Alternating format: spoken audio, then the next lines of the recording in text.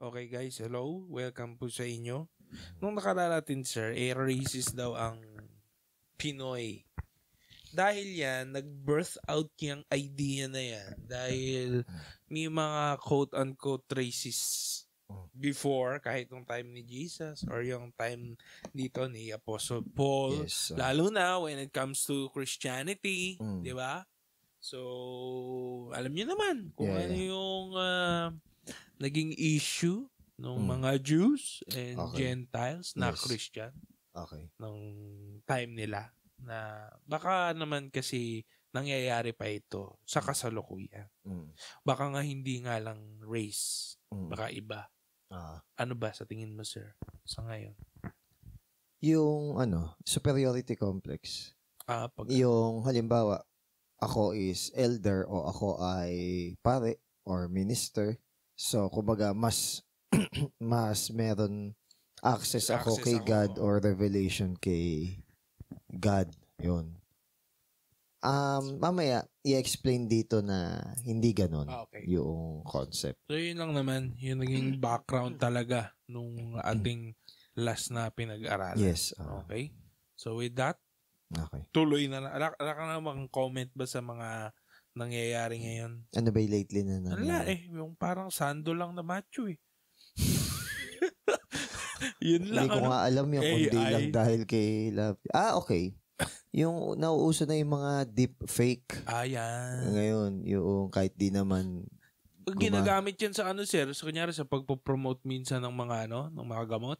Tapos kunyari mukha ni Doc Ong. Oo. Ginagawa. Actually, pang-scam, pang-hack, nagagamit kasi yan. Madami kasing hindi rin maalam. Yun nga yung nakakalungkot. Sila yung vulnerable. Bakit ako, ikaw sir, sa tingin ko, ikaw din, alam mo agad pag fake eh. Parang, sa mata mo, sa tingin mo, parang walang, gets mo? Parang meron tayong nakikitang hindi nakikita eh, na alam mong fake eh. Wala. Ano ba yun? Paano ko ba i-explain yun? Kunwari, hindi ka aware na may ganun. Dati kasi, di ba yung Photoshop, alam mong Photoshop dahil sa itsura niya. Pero yung AI, hindi mo alam eh. Parang wala kang alam na parang pinotoshop. Walang ganun eh. Kasi, hindi ka aware na sa ganung extent na yung kayang gawin noong ibang artificial intelligence ngayon. So, ngayon, kapag na-aware ka na, pag na-aware ka na, medyo kahit papano nakikita mo yung algorithm na there's something wrong. Hindi ito human or hindi ito totoo. Ayun. Yung kunwari lang magkatabi, pidicture tapos biglang magsisipaan, mag-aaway. Mapapansin ko pag malinaw na malinaw, kumbaga talagang very observant ka, mapapansin mo bumaligtad na yung binte pero hindi pa umiikot yung kalahati ng katawan. So kumbaga doon makikita mo na parang it's humanly impossible yung ibang video. Kulang ng soul. Parang may ganun ako. Kulang ng soul. Meron nga, nakahigay ba, tapos biglang babangon, sasayaw. Meron ginagawa nila. Tama. May paghahalikan, pwede ba yun? Meron silang ginagawa ngayon sa AI na nagustuhan ko. Merong kanta, tapos gamit yung boses nung sabihin nating namatay na singer. Gagawin nila yan sa boses ng singer na yun. So, yun, nagustuhan ko yun. Meron naman ako napansin yung isa, may biglaan namatay. Tapos, gamit yung boses niya, pagsasalitain niya nung may huling mensahe niya, supposedly, or sa possible na Sa boses niya? Oo, sa boses niya. Ayun, may mga ganun na. Maganda, kaya nga lang, iba pa rin sa tingin ko, pag yung totoong tao, yung nagsabi, nagpaalam, sa tingin ko hindi ganun. Pero syempre, ala naman na alam yung patay doon. It's for the grieving naman na. Yun. Anong risk na to, tingin mo, sa future? Tingin mo, ano yung risk niya, saka ano yung mangyayari? Ano na foresee mo lang? Nawala na ng sincerity and soul. Yung mga actions, mga ginagawa. Tapos, para bang tinitake for granted na natin yung iba mga bagay na supposedly pwede nating ma-appreciate kasi lagi nasa isip natin, ay AI lang yan. O, diba? When in fact na something na commendable dapat yung action na yun. Kasi isipin mo. Yung kapuri-puri dapat. Kaso AI lang yan. So, kumbaga na take for granted or sabi natin mas hindi na ma-appreciate ngayon. Ngayon kasi may mga generation pa na nabibilib na, kagaling mo naman. Diba? Pero siguro, sa susunod na generation, may background na tayo, so parang mawawala na ang galing mo naman. Oo. Tama, no? Kasi parang, dali lang. Ganun, ano? Yeah. So, yun, malungkot din. Pero syempre, gaya nga ng trend, laging bine-blame no older generation yung younger generation. So far, sa population, in terms of, in population of voting Asa tayo. Voting na tayo. Mag-election na kasi. Ang pinakamataas ang population is tayo. Millennial. Millennial, Gen Y. Tayo na ang pinakamataas percentage. Susunod is Gen Z. Susunod Gen X. Teka lang, saan ba ako? Magka-generation tayo, di ba? 19 ano ka ba? 95.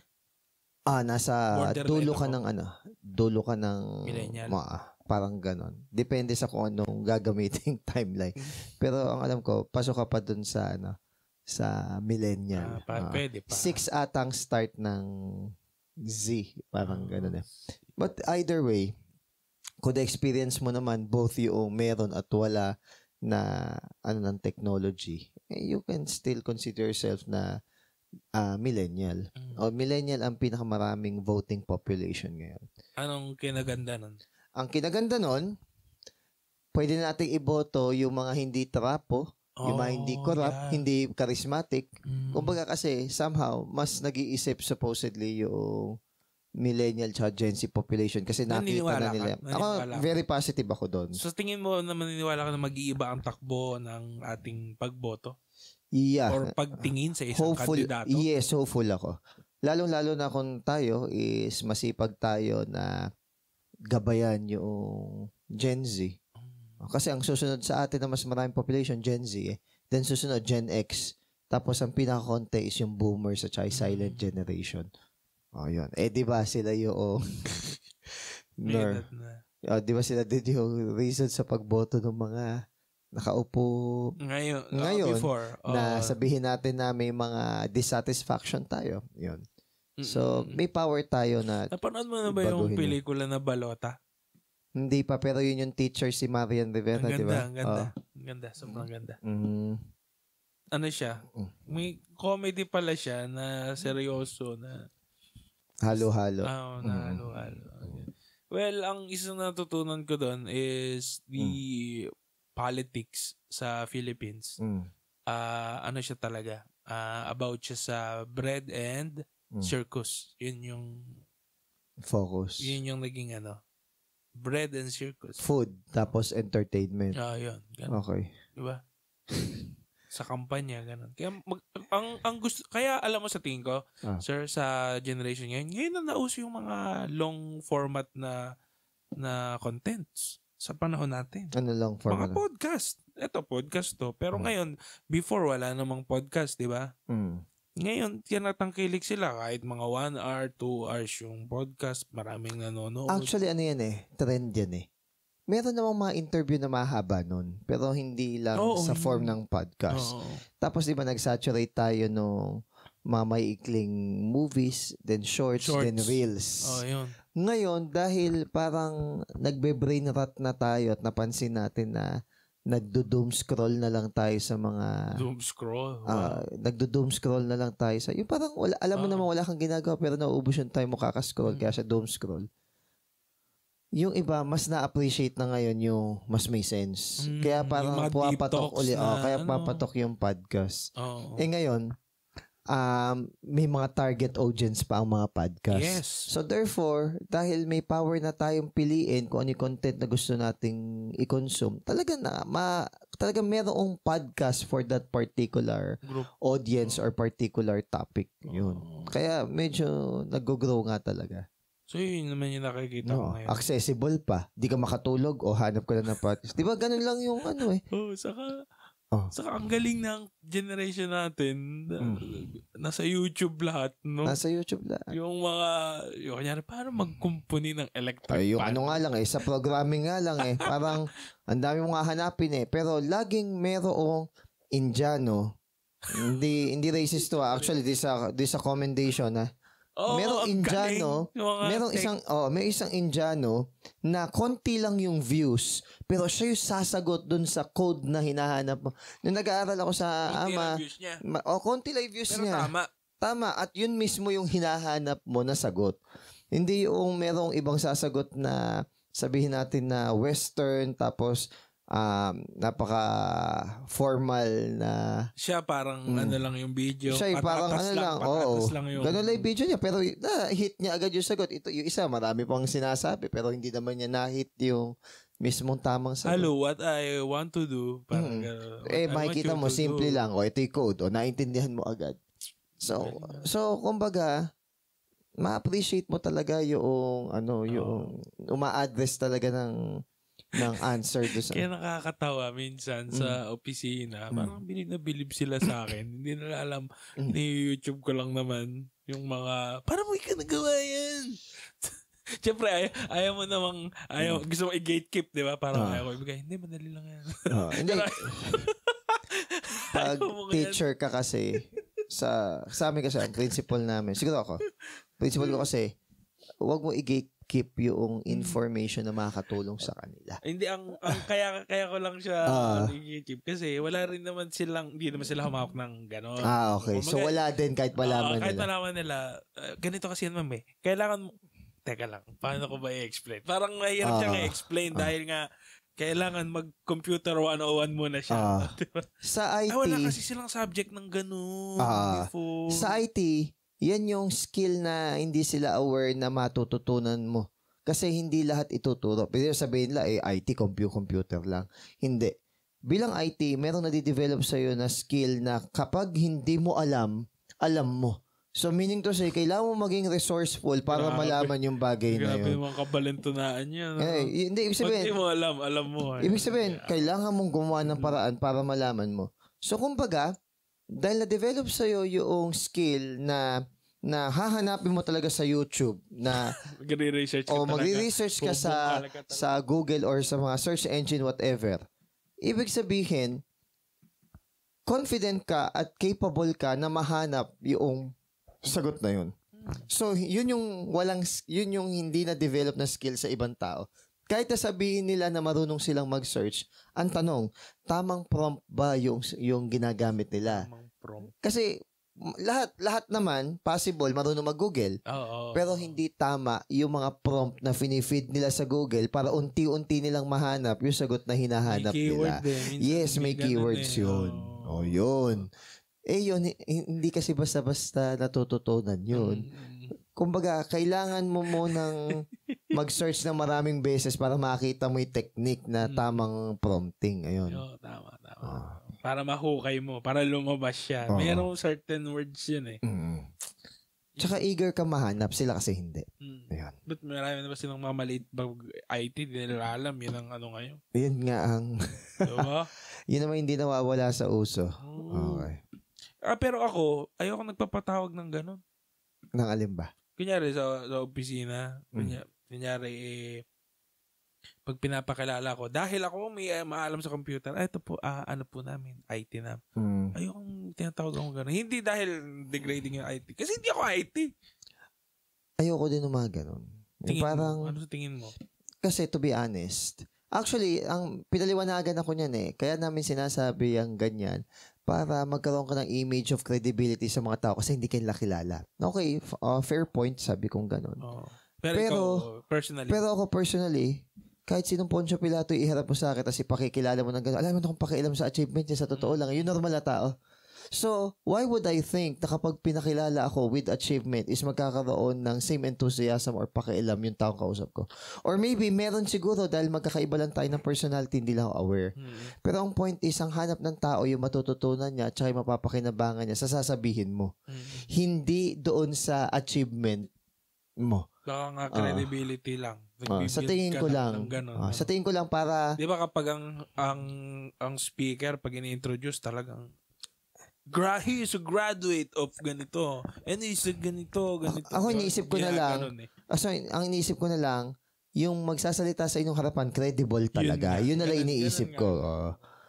Pero sa perspective ko na magtotok, hanggat maaari wag na lang kasi nandun ako para mag-impart ng knowledge. Hindi about sa false humility. Yung sayang kasi oras. Yung parang... Saka ayaw mo binobomba kayo, no? Ayoko talaga. Ayaw mo talaga. Parang... nakakadyahe, no? Hindi, parang tapos na ako sa era na kailangan bang laging pinupuri na Pero dati, sir, talagang kinrave mo din yung ganun. Yung parang attention. Talagang ginol ko. Ginol ko yun nung high school. Ginol ko talaga na gusto ko sa recognize graduation. And all. Sa graduation ng fourth year high school, gusto ko lahat or majority ng contest, nanalo ko. Parang ganun. Para pag tinawag ako sa stage, yung nakaakyat na ako, kinamayan na ako, hindi pa rin tapos magsalita yung... Hindi ko naisip kung gano'n yun. Parang gano'n, yun nga. Tinawag na ako, umakyat na ako, kinamayan na ako, hindi pa tapos magsalita. Tapos makapal yung certificate. Sobrang daming hindi kasi maririnig mo yung sinasabi ng ibang magulang. Wala, dami namang... Yun.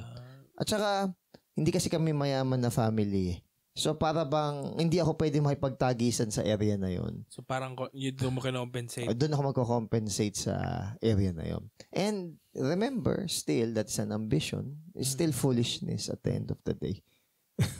Tatapon mo din.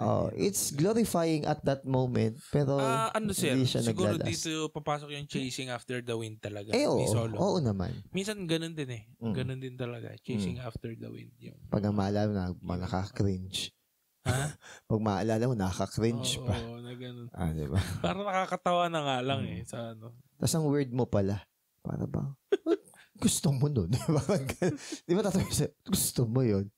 Siguro nga, dahil immature. Yun. Saka yun yung ginol mo dahil nga sa childhood mo and sa mga nangyari. Tapos alam mo ko na isip ko nun, napakahaba ng pasensya pala sa akin ng mga matatanda at saka ng mga teacher that they have put up with me sa attitude ko. Talagang ibang attitude mo nun. Talagang ano sa tingin mo? Kung i-describe mo siya. Sobrang strong, ganun? Sobrang strong na hindi, finofront ko lang yung na may ganun, pero mapagpatol ako. Parang pinapatulan. Patola ka talaga. Yung kapag may nangahamon na whatever, o kaya pag may nang de-degrade sa akin, pinapatulan ko talaga. Yun. Patola ka. Pero ngayon, iba ang ang purpose. Yung kunwari, kung may patulan man, ang inaano ko is yung corruption at saka yung maltreatment sa loob ng school. Pero may mga time na may mga pinapalagpas ka na. Yung mga timbang mo na wala namang... Ayun ko na rin. Di manalo ka dyan. Parang... ako naman, bahala na kayo sa buhay.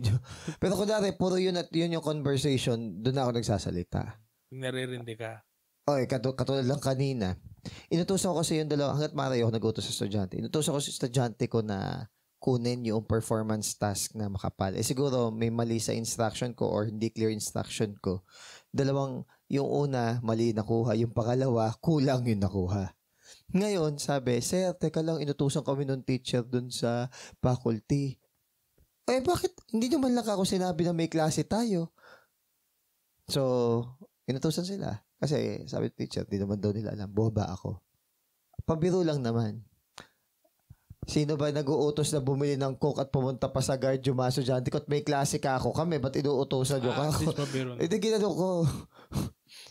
Ba't ako inuutosan nyo? May klase ka ako. Hindi na nila inuutosan. Kaya naman yun. Hanggat maaari ayoko nag-uutos sa estudyante ko ng bibili. Saka lalayo pa, di ba? Sabagay kami kasi, hindi kami inuutusan na bumili sa labas kasi teacher namin ang nagbebenta sa board. Pero kumbaga, mga ice candy. Half meant yung sinabi ko kanina. Joke naman talaga siya pero half meant. In terms of, hello, obvious 1:15, may klase mga kayo, uutusan nyo, hello. Hindi ba kayo aware na sa mga schedule dito sa dahil hindi nga nakuha nung nung tatlong estudyante pinakukuha ko, ako na kumuha. Sabay sabi ko na, wag nyo na mautusan yung estudyante ko. Ako Malapit lang naman. ako teacher nila, may klase ka ako kami. Dito lang yan kanina. Kanina lang. Yan, okay na. Ilang nga? 1 to 5. Ito na yan. Dito na yung main dish natin. Okay. So, ano ba nangyari after nung may racist sila? So, ano na ngayon? Okay? So, ito na. 1 to 5. Si Paul lang nagsasalita dito. Dahil dito, kaya akong si Paul ay nakakulong para kay Christ Jesus at para sa inyo na mga Gentiles. Nakakulong pala eh. Alam kong nabalitaan nyo na binigay sa akin ng Diyos ang trabahong ito para sa ikabubuti nyo kasi mabait talaga siya. Nireveal na sa akin ng Diyos ang sikretong plano niya. Sa ibang translation, mystery. May maikling sinulat na ako tungkol dito. Pag binasa nyo yung sulat ko, malalaman nyo ang pagkakaintindi ko sa sikreto tungkol kay Christ. Ito na. Mag-unveil ba tayo, sir, ng secret dito? 5. Hindi ito nalaman ng mga tao noong unang panahon. Okay. Pero pinaalam ito ngayon ng Diyos sa mga banal na apostoles at sa mga prophets sa tulong ng Espiritu. Okay, ano ba yung secret? Una sa lahat, alam natin na si Paul is nakakulong dito. Daw. Pero kumbaga, si Paul... Ilang ba siya nakulong? Ang dami siguro. Pero yung mga books na naisulat, ay mga letters na naisulat niya nung siya is nakakulong is yung Philippians, yung Colossians, yung Philemon, tsaka Ephesians, Ephesians, Colossians, Philippians, tsaka Philemon. So, ito yung mga magagandang letters na naisulat nung siya ay nakakulong. So, sinasabi niya na siya ay prisoner, hindi para kaawaan natin siya, kundi para makita na though prisoner siya physically ng Roman Empire, pero kinonsider niya yung sarili niya as prisoner ni Christ. Ibig sabihin, servant ni Christ or slave ni Christ, na ang goal niya ay ituro, ibahagi at i-lead yung tao sa pamamagitan ng salita ng Diyos at ng Ebanghelyo. Ngayon, sabi dito, is narinig nyo naman na yung dispensation ng grace. Yung dispensation, ang meaning niya ay implemented strategy. Pero ang pagkakagamit dito ay hindi implemented strategy. Lupit no. Hindi implemented strategy ang gamit dito, kundi the implementation of strategy.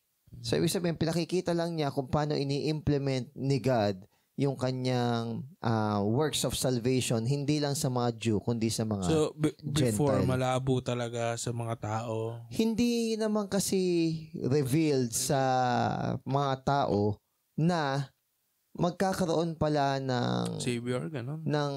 Magkakaroon pala ng church which is unity ng mga Jew and Gentile as one. Yes. Hindi sa kanila. Tama. Naniniwala sila na may plano si God sa mga Jew. Naniniwala sila may plano si God sa mga Gentile. Pero hindi pumasok sa isipan nila na i-unite ni God yung mga Jew and Gentile. Not as two different race, but as a new race, which is Christian. Oh, yeah. Para hindi isipin ng Jew na sila ay mas mataas sa Gentile at yung Gentile naman hindi ma-despair na kailangan pa nilang magpaka-Jew para maging Christian. No, it's a new race. Binalanse. Okay. So, dito, pinantay. So, ito yung sinasabi na mystery. Mystery hindi yung parang dark or evil, kundi mysterion. Mysterion, katotohanan na hindi muna inihayag ng Diyos. Pero dito sa New Testament is inihayag ng Diyos sa pamamagitan ni Paul. Nagpabitin lang. No. Actually, ni-reveal naman na nito ni God. Hindi, sa New Testament na books, hindi naman si Paul ang unang nirevealan ni God nito, si Peter. Kaya nga lang, yung ministry na ipalaganap niya itong revelation na to is binigay kay Paul. Si Paul, kasi si Paul, isa sa mga title niya is the Apostle for the Gentiles. Yes. Diba? At talagang inilaban niya yung apostleship niya, hindi para iangat yung sarili niya, kundi para yung mga Gentiles, magkaroon ng hope na, yes, may plano talaga si God sa atin. At yung pinadala niya na to, totoo yung tinuturo niya. Jew pa. Oo, Diba? yun. Hindi nang basta-basta. Ayun. Di ba? So, kumbaga, ano yung revelation na sinasabi dito? Yung revelation na, Sabi yan, vision. Okay. Vision. na together, the Jew and the Gentile is in one church. So, hindi talaga revealed yan sa Old Testament, kundi dito lang sa New Testament. Sir, paano tayo makisalamuha sa mga Christian na taga-ibang lahi? Nabanggit na yun ni Kuya Joe whether magkaiba man kayo ng personality, ng culture, for sure, dahil Christian. iisa kayo na si Christ ang Lord, may fellowship. So, kumbaga, yung Regardless, culture, personality, and blah, blah, blah, secondary na lang yan. Ta-transcend siya. Oo, magmi-meet kayo doon sa fellowship. Di ba, minsan, may kausap tayo na ibang church. Tandaan mo, nung dumalaw si Uncle Sam dito, yung friend ni Zach Punen. Yeah. Di ba? Hindi naman natin alam yung culture niya. Nag-i-English siya. Pero kumbaga, tinatanggap na. Mangga. Di ba?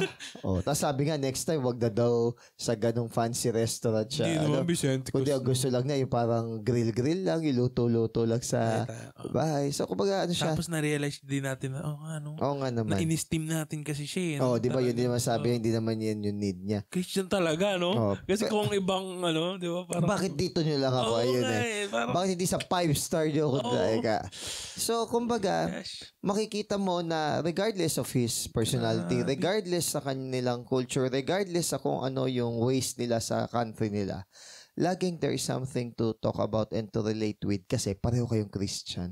Kaya nga fellowship, kapwa, tupa mo, at iisa lang yung Lord and Master ninyo. So, yun yung way ng pakikisalamuhan natin sa kanila. Alright. 6 to 7. Bilis 5 kasi yung una. Ito ang sikreto. May parte din ang mga Gentiles sa mga blessings na tinanggap ng Jews galing sa Diyos. Okay. Kasama sila sa iisang katawan. At may share sila sa pangako ng Diyos na ibinigay dahil kay Christ Jesus. Okay. Sa tulong ng magandang balita. 7. Ginawa akong lingkod ng magandang balita dahil sa sobrang kabaitan ng Diyos na binigay sa akin ayon sa kapangyarihan niya. Okay.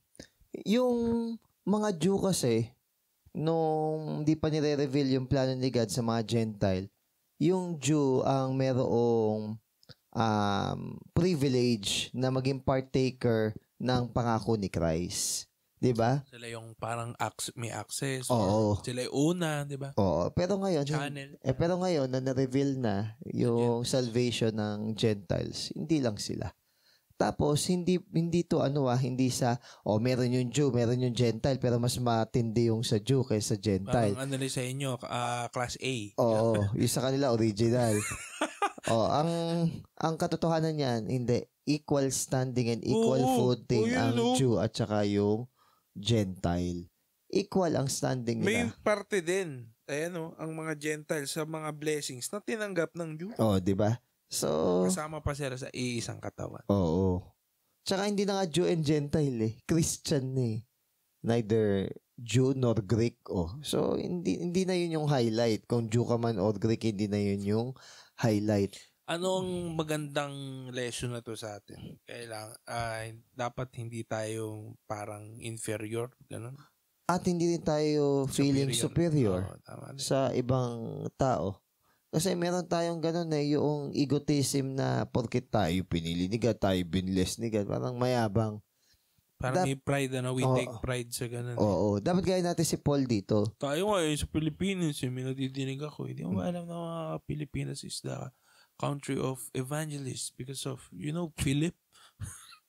Hindi naman Pilipino si Philip. Kaya nga, kasi nga ginamit nga si Philip para kinoconnect. Hindi naman, King Philip yun Hindi naman.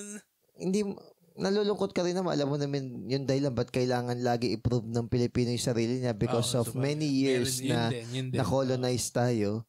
However, I think it's enough. It's a stretch na. It's a stretch na lahat na lang. minsan kapag may mga vlogger na gustong kumita, ang ipang-bebate nila about sa Pilipino di ba? Kunyari singer. Oo, lagi na lang. O kaya gagawa sila ng content na pinupuri Pilipino, ibebate yung Pilipino. So, kumbaga, alam na kung paano tayo utuin. Sa bagay, politics nga lang, hirap na... Sayawan mo. Oo. so, ang point... Ba't nga ba ganun? Ang kabataan ngayon, ayaw na sa ganun. Sa totoo lang. Nasusuka na.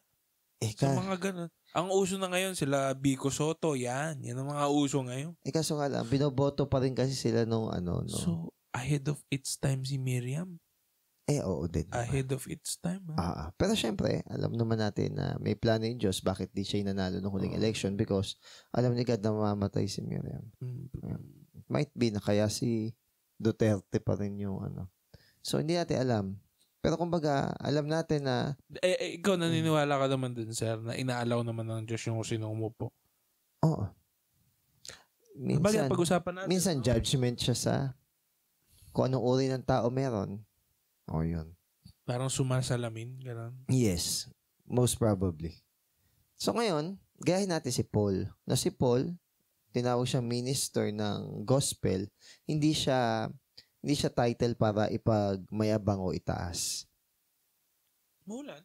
Hindi ko alam. Sorry. Pero title siya hindi para i-esteem siya, kundi para i-remind siya ng responsibility niya. Okay? So sabi dito, it is a title of service, not exaltation. Yan. Marami kasi yung mga title di ba? Ngayon nga bakit ako nagtataka? May mga apostle na title? Ano? Hindi totoo. Akatakot tayo na. Parang ini-esteem pa yung sarili. Paano ba yun? Paano ba nalalaman na gano'n? Sila din nag-o-ordainan. Hindi yung nga, sa ba? Oo nga. Di ba may, pag iba ka na ba? Pag apostol ka na, parang? Hindi, pero may greater responsibility ka kasi. Sabi kasing apostle, parang messenger. Inutusan. Messenger ni God. Ngayon kasi para pag apostle, yung may naghihimala, with yung the capital prophesy. with the capital. Tapos yung nakakabasa ng panaginip. Prophecy. Anong take mo doon? Yung iba doon fake. Niniwala ako. Kasi do not believe kaya di ba test every spirit. Okay? Kasi iba dyan, de-deny naman talaga yung power. Pag siguro, yun nga. So, may totoo din naman kasing gano'n. Okay. Meron din naman, naniwala ka ron. Pero kunyari, yung doctrine niya is unbiblical. Yun. Yun. Malaking na yun. Hindi dapat malito tayo na, teka lang, parang mali siya sa Bible Parang mali siya sa doktrina yan. Pero naghihimala Imposible naman siguro hindi totoo, naghihimala. Huwag ganon. Minsan nabuburay dahil malaking malaking na yun. Malaking red flag na yun. Yung mali yung... So, dapat doon pa lang, medyo hands off ka na. Yun nga, kasi parang natatabunan na... Teka lang, kung mali ang doktrina niya, bakit siya nakakapag-himala? Hindi, akala kasi natin nagiging compassionate at godly tayo pag ginawa natin yun. When in fact, inuutusan nga tayo na i-expose nga yung mga false prophet. Di ba? Feeling kasi natin ang buti-buti natin tsaka napaka-loving natin sa pagkagano. So, yun. Ano yun? Be like Bereans. Di ba? Yun talaga. Yung kinaganda nun, nung kultura na yun. Talaga inaaral muna nila bago nila i-take hold yung teaching sa kanila. Hindi lang sila subo ng subo. Yes. Maganda yung mga ganun. Ano sir? Ano pa? Last one is yung minister nanggaling sa salitang diakonos, which means waiter na laging ready na sumunod sa kanya. Di ba may ganun? Diakono. May ganun talaga. Diakonos. Sa yata Hindi lang naman kahit sa ibang lugar, deacon ang tawag. Deacon. Minister. Sa meron akong classmate, si Carmi. Kung nakikinig siya. Isa siyang metodista. Diakonesa. Okay. Diakonesa siya. Yun lang. Kaya sabi ko, ano yung diakonesa na yun? Sila yung mga servant. Yun nga. So, pa yung mga deacon. Okay din siyang kausap. Normally sila yung sa mga nitty-gritty sa ng church, sa peace and order, mga ganon. Hindi sila yung necessarily nagpipreach. Pero syempre ito, yung kay Paul, yung minister dito, din siya, nagsishare din. Yan. Next, 8 to 9. 8 to 9. Ito na. Actually, ako ang pinakamababa sa lahat ng taong pinili ng Diyos. Okay. Grabe namang humility, no? Okay. Pero dahil sa sobrang kabaitan niya, pinagkatiwala niya sa akin ang trabahong i-preach sa mga Gentiles. Okay. Ang magandang balita tungkol sa sobra-sobrang kayamanan ni Christ. Okay. Kasama dito ang ipaalam sa lahat ng tao kung paano mangyayari ang sikretong plano ng Diyos. Noong unang panahon, hindi ito pinaalam ng Diyos na nag-create sa lahat ng bagay. So, Okay. yun daw, kasama yung pag-unveil Okay. sa mystery. Si Paul dito, hindi siya din false humility or humble bragging. Kaya niya nasabi to, Humble bragging. kaya niya nasabi to, wala namang something great sa kanya para piliin siya ni God. Oo, kasi siguro Okay. nanggaling siya dun sa term na pinakamababa dahil syempre. Mamamatay tao siya. Christian siya. Tapos, persecutor pa siya ng mga Christian. Siya nanggaling. O, di ba? Oo. Yun yung pinanggagalingan niya. Hindi yung parang, ay hindi, humble lang tayo. Hindi ganun. Kumbaga, alam niya na pinili siya ni God hindi dahil magaling siya, kundi dahil sa si God mismo ang magtitake ng glory para sa May kanya. kultura tayo kasing pahambulan, ano? Oo. Kahit Para kasing ang asaran natin, yung yung pahambulan nga, Eh, yun ang naging asaran. Baligtad nga eh. Okay naman yun. Kasi hindi ka tulad ng mundo. kaya akala kasi. Grabe Minsan servant to. Di ba? Grabe ang servant. Di ba? Kaso alam minsan, parang ayaw mo na lang gumawa. Parang Pinupuri ka na. kaya ka, then di-discourage ko. Ako, ang take ko doon, kahit na joke yun, Pinupuri. wag nating ipasa yung ganong attitude lalo na sa mga new believer. Kasi, ang values are more caught than taught. So, ibig sabihin, mas na-absorb nila yung nakikita nila Kesa yung pinupulpito mo. kesa yung sineshare mo. Tama yun. So, yun lang naman sa kaya sabihan nyo na akong taga-bawal. Minsan, di ba minsan meron tayong usapan na para bang, sige, seryoso na. Kunwari, hindi ko sasawayan. Ano mangyayari sa tingin mo? Saan na pupunta, no? Exactly. Kasi kapag ang joke yan, nagtuloy-tuloy, para yung may sariling buhay na paulit-ulit na pag walang magkakat eh. Doon nga ako nagtataka Di ba the fruit of the Holy Spirit is self-control?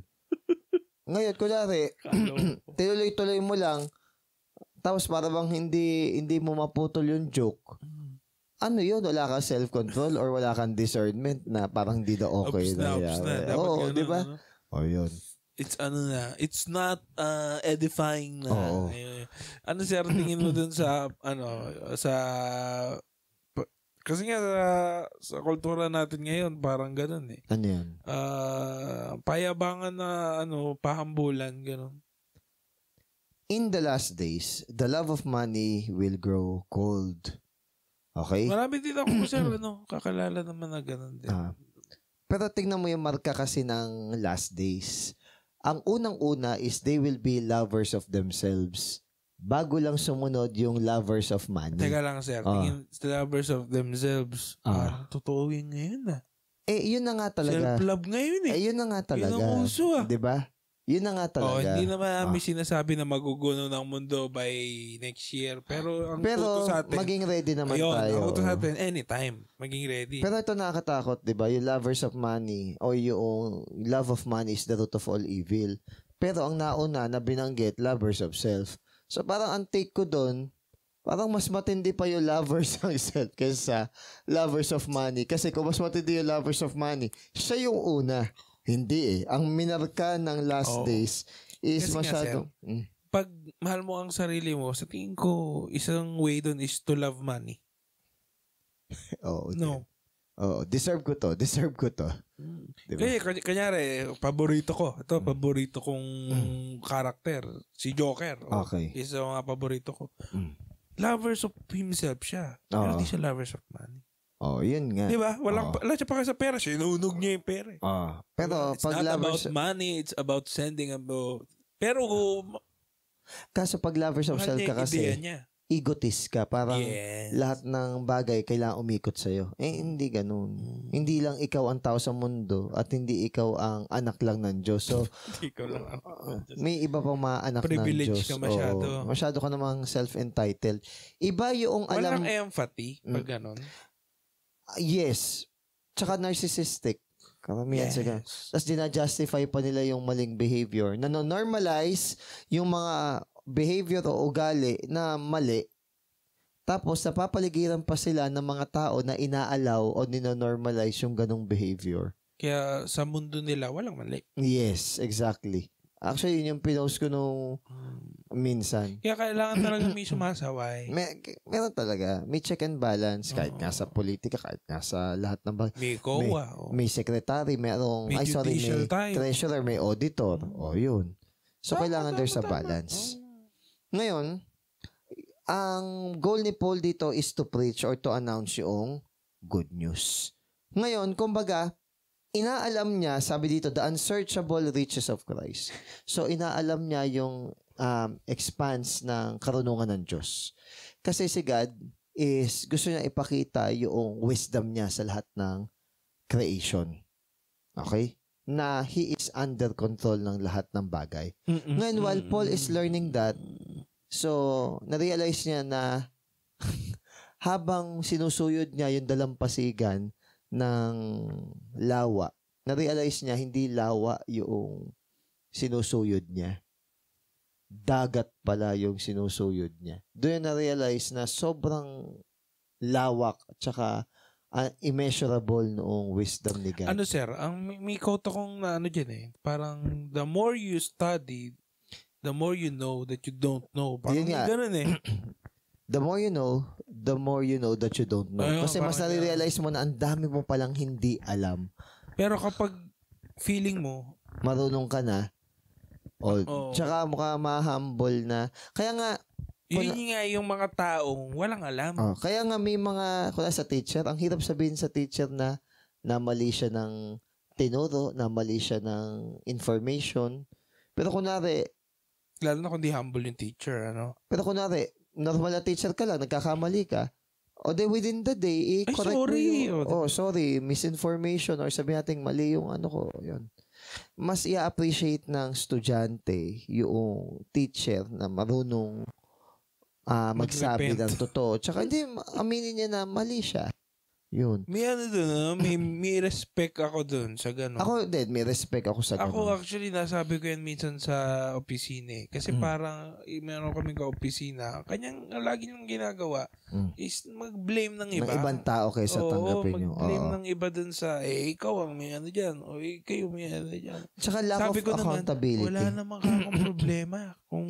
Kung aminin natin na magkaroon tayo ng lapses, may wali tayo. Actually, mas tataas pa ang respeto kung pag ganun So, sinabi ko talaga yun.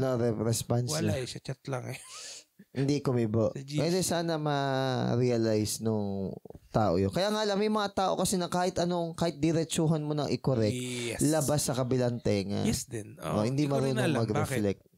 Siguro may kailangang gumising sa kanila. Pag harden yung heart ng tao, kahit anong batingaw mo dun sa tenga, hindi niya talaga maririnig. Hindi titimo.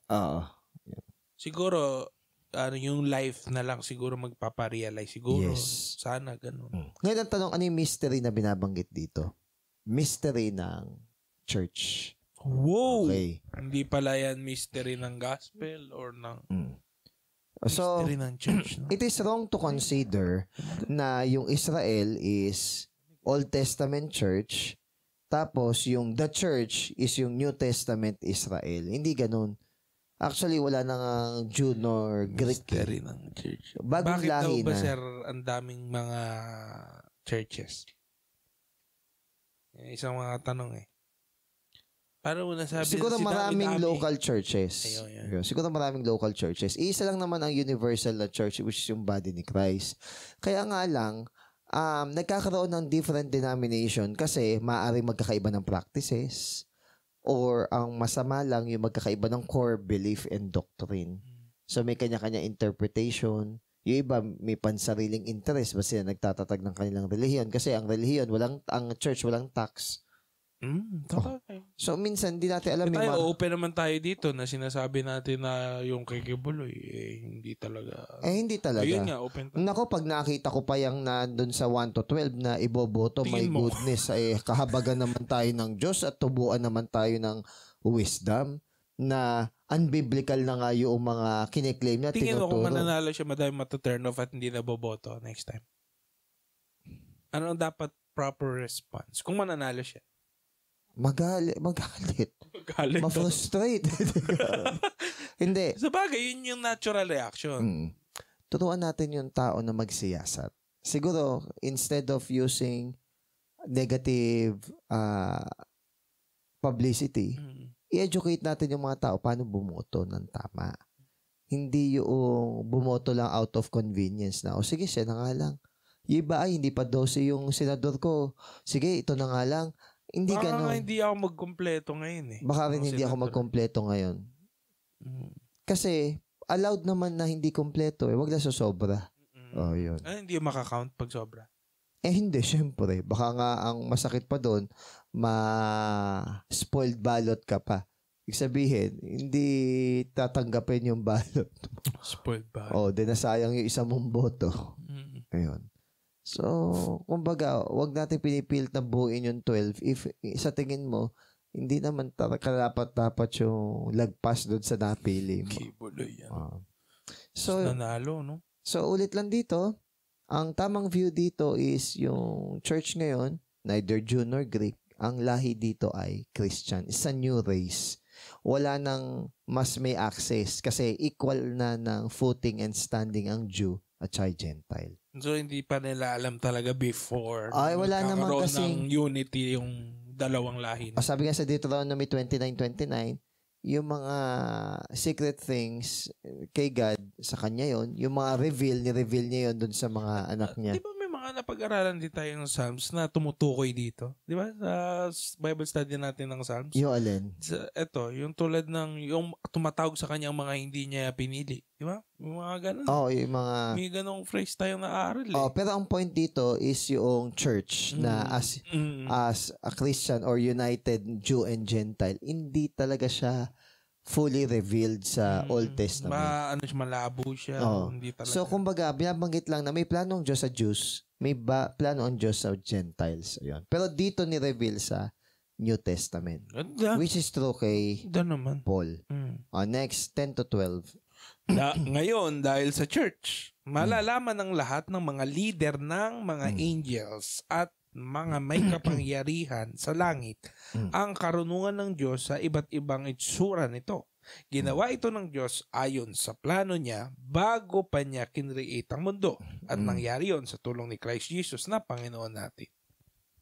So, hanggang 12 yun? Dahil, okay. sorry, last na pala. Hindi, may last pa. No? Dahil nakipag-isa na tayo kay Christ nung nagkaroon tayo ng faith sa Kanya, confident na tayo at hindi natatakot lumapit sa Diyos. So, wala nang harang.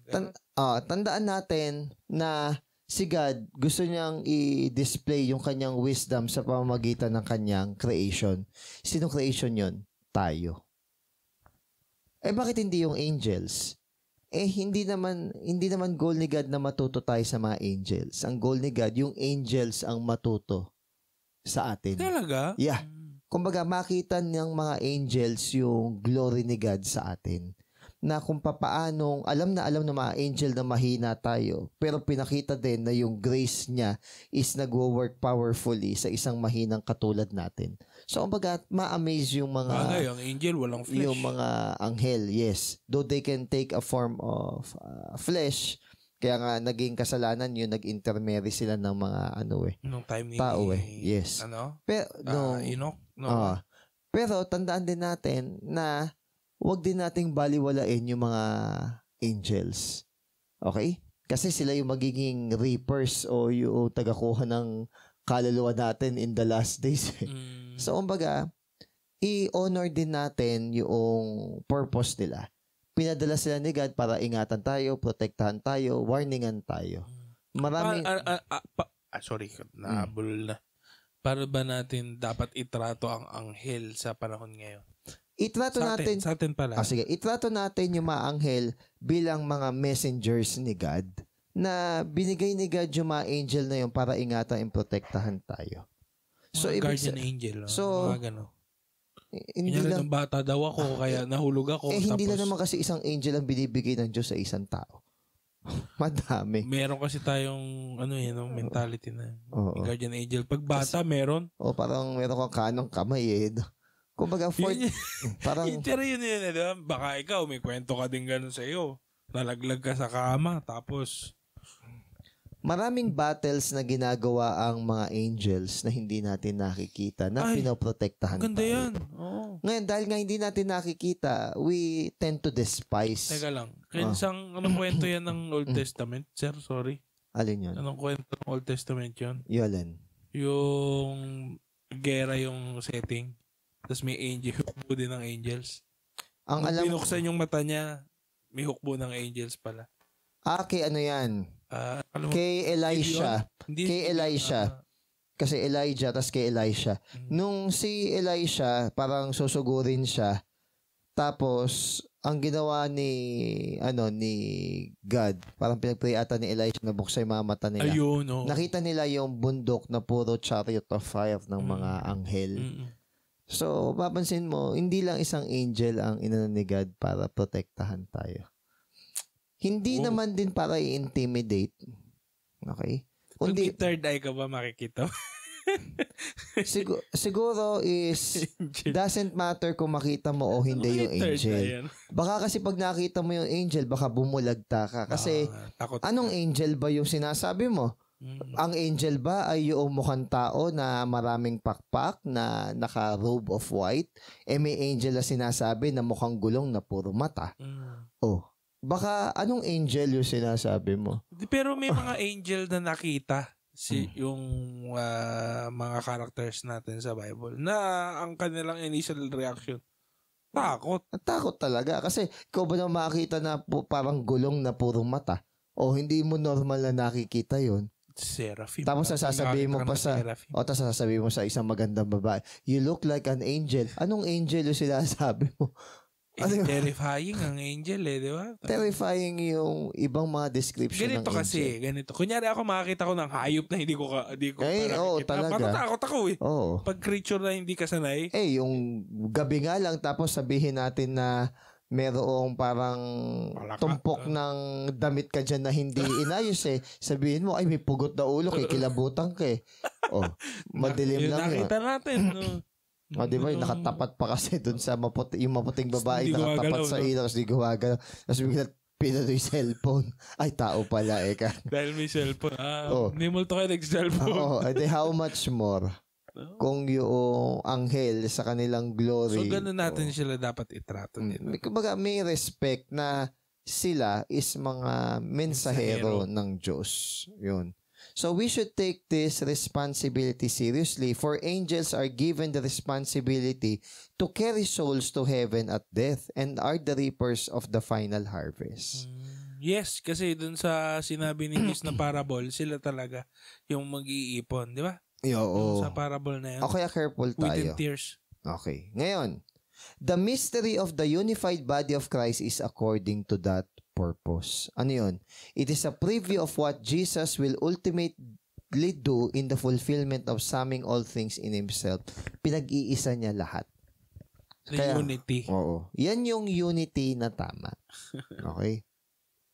Hindi yung united lang sa error, tapos kaya na nag-unite dahil doon. Hindi, gano'n naman kasi. Kunyari, yung pastor mo, mali. Tapos may kumukontra sa'yo. Pastor ka. Kaso na yung kumukontra sa'yo, may point. Siyempre, para iwas teka lang, ako ang pastor. Ako ang may access sa Ayan na. Yan na yung simula. Walang superiority or inferiority sa access na nila sa Diyos. We are equal standing. Kaya ang maganda dun sa atin naman, nakikita kong pros na dapat lang naman may counsel. Tsaka ang pastors, elders, preachers, mga gift yan ni God para sa church. Hindi mga master na pinagsisilbihan sa simbahan. Sila nga yung mas nagpapakumbaba na mag-serve para sa mga kapatiran. Baligtad. Okay? Ngayon, sabi dito is,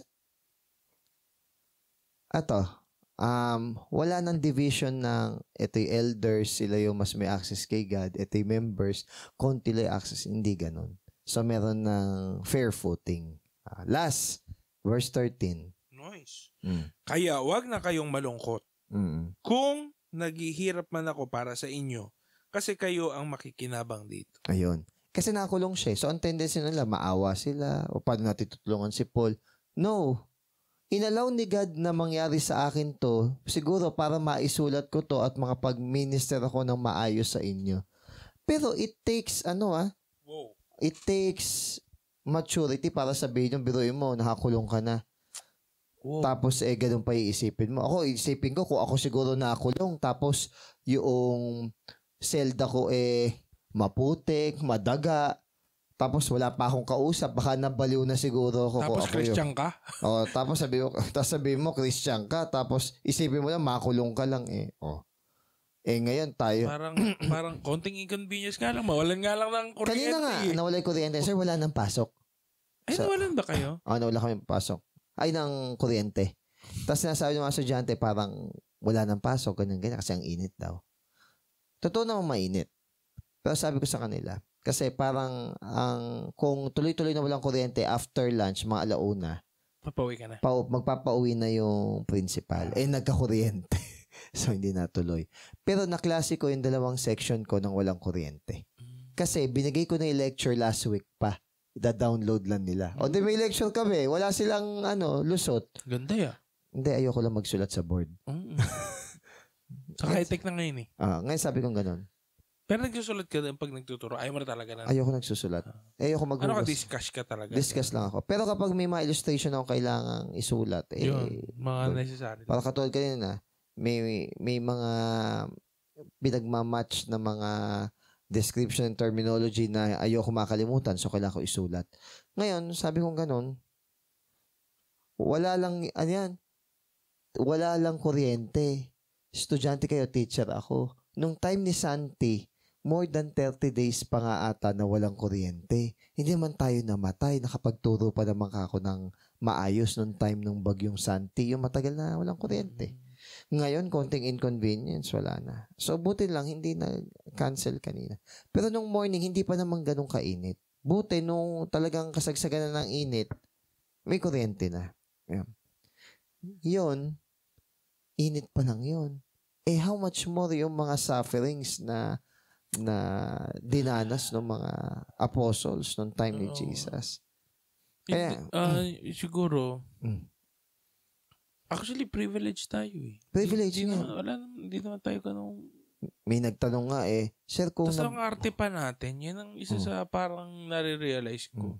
Minsan, siguro in comparison lang, siguro dahil, kunyari, yung isang tao na to nagrarant, parang, wala naman dapat ikarant.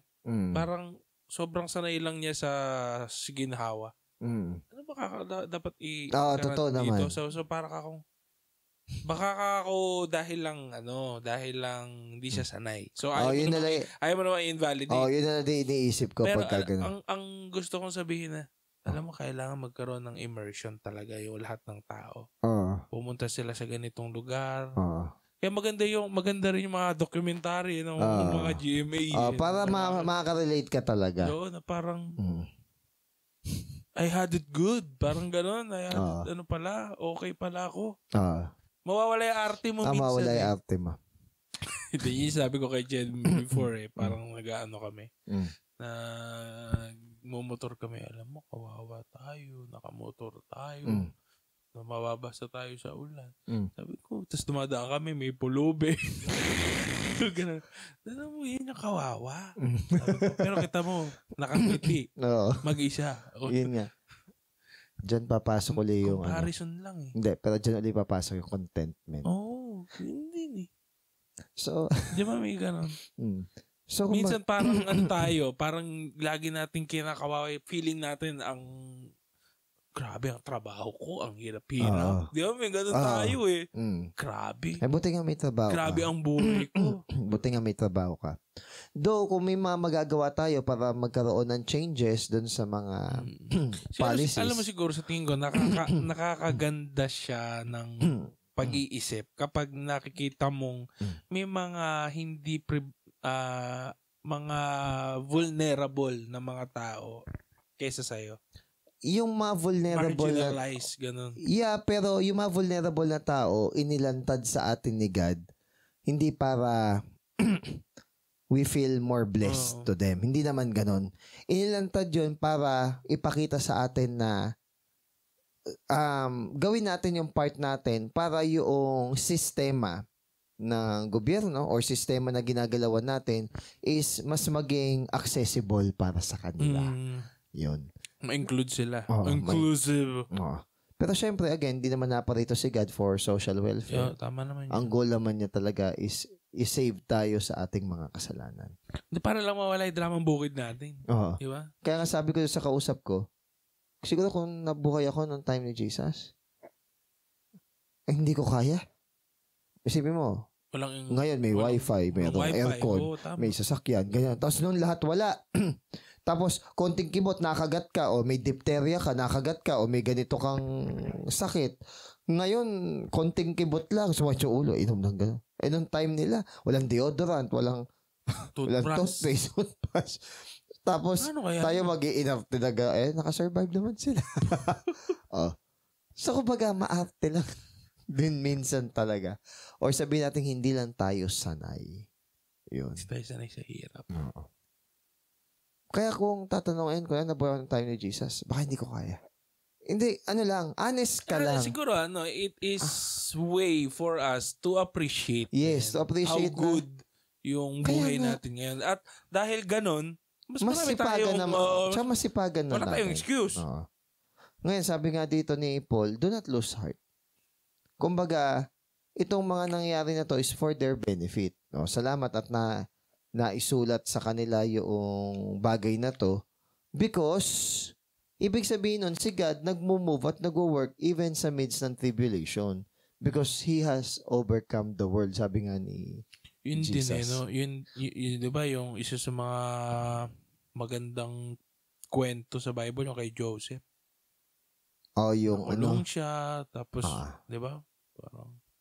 Tapos lahat pala yun, inorchestrate ni God for His glory. Yes. Si Joseph yun. Hindi siya sabing ganun mangyayari sa iyo. Pero ibig sabihin, kayang gawin ni God yun. Oo, kaya yun. Kumbaga, ayaw ko lang na matanim sa utak natin na, di ba, na parang ginawa ni God to kay Joseph. So, matik ganito din ako kasi meron ding Stephen. Di ba? May ganun din. At hindi favorable si Joseph kaysa kay Stephen. Walang ganun. Pareha sila ng ng papel na ginanapan. Si Stephen kasi revealed na si Jesus nakaupo sa right hand ng throne ni God and ready na siyang i-welcome. Yeah. Yun ang goal kung bakit na inalaw ni God na mamatay si Stephen. At saka yung pag-shed ng blood ni Stephen is yung unang magmamarka ng testimony against kay At may Paul. may mga inalaw din si God na mamatay sa kamay ni Paul. Oo. At meron din na hindi Christian. inalaw, syempre. Kaya kung ano talagang papel gaganapan mo, Tsaka ito medyo mahirap kasi tanggapin to eh. Si God is sovereign. Yeah. Gagawin ni God yung gusto niyang gawin. Kaso ang point lang kasi si God, hindi siya yung God ng mischief or whim na kung ano lang maisipan niyang gawin, yun lang gagawin niya. Hindi ganun si God.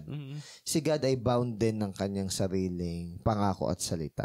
So therefore, makaasa ka na si God just sa lahat ng kanyang gagawin. Kaya lang naman namin yun sinabi. Para, kasi diba, ang uso ngayon yung God has a plan for you. He has a plan to prosper you, give you hope in the future. So, laging ganun. So, minsan, kinestyon ko din yun na totoo nga ba? Bakit si Stephen, di naman nangyari sa kanya.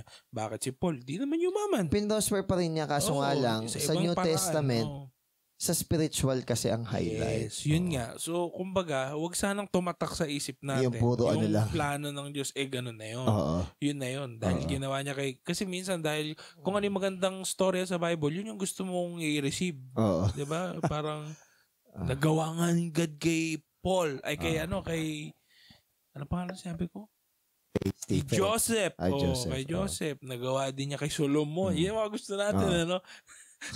It is good that we know yung mga magaganda story na yun. But it takes maturity to differentiate and discern bakit ginawa ni God ito dito, tas ito hindi. Ayun. Siguro, yun ang isa sa mga dapat nating matutunan lesson. Lahat tayo pare-parehas na